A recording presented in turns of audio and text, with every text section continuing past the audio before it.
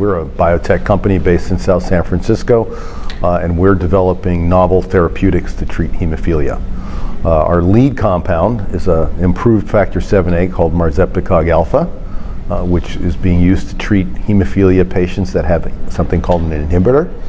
And our second product is dalsanonacog, an improved factor 9, which is used to treat patients with hemophilia B. So we started off as a protease therapeutics company. We're really good protease engineers. And one of the projects we started working on was to look at existing protease drugs, and it turns out factor 7A, factor 9, and factor 10A are all proteases. Also, the original biotech recombinant drug called TPA, you may remember, was also a protease. And the concept was that we know how these molecules work, and we can make small changes in the amino acid sequence to make them more potent, longer acting, and things like that. Basically make biosuperior molecules. And that's what we did with the factor 7A, marzepticog, and with the factor 9, dalsanonacog alpha. We were originally developing them as IV drugs, which is what the current factors are. They're all IV drugs.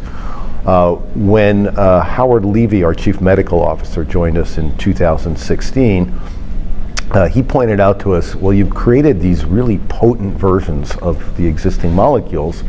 So yeah, you could dose them IV and they'll last a little bit longer, or you can give a little bit less. But the real advantage is, because they're so potent, is you can give them subcutaneously. And he said that's going to be transformative to a hemophilia patient who's used to having to stick a needle into his vein on a regular basis for his entire life. So you can imagine it's very difficult for children. Many hemophilia patients have poor venous access. They can't find a vein. But if you can just do a simple sub-Q, like a diabetic does multiple times a day, small injection under the skin, that would transform their lives. They could take the drug more easily, don't have to have a big IV infusion kit, and then it turns out, because of the way the pharmacokinetics of the drug work, you can actually get better efficacy.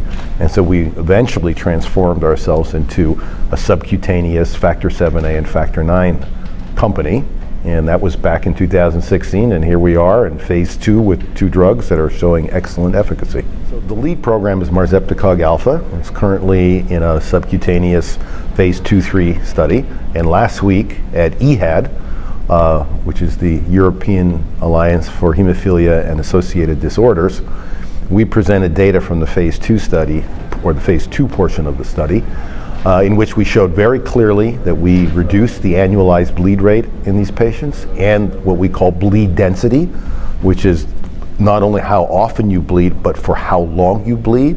And some of these patients are bleeding on average 2 days out of 7 on an average basis. So they have a really heavy burden.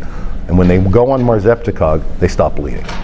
So we had very, very encouraging efficacy in the study. It's close to enrollment, so we have enough subjects now to show that the drug works. The p-values and the reductions were, 3 zeros after the decimal point. So we'll be wrapping up that study in the next few months and reporting the top-line data in July. On dalsanonacog, we reported efficacy last year, actually, of the drug. What we showed at EHAD last week was that there's considerable interest in gene therapy for hemophilia B. And one of the key opinion leaders, when they saw the data from our recombinant form of our factor 9, they were very happy, they liked the data. They said, you should try making a gene therapy version of that because it is so highly potent. You could give a whole lot less virus to a subject, so it would have better safety, or you could get higher levels. So we presented preclinical data that actually proved that concept. So we have a strategic asset that is synergistic with the recombinant form. So we're building a pipeline for the future.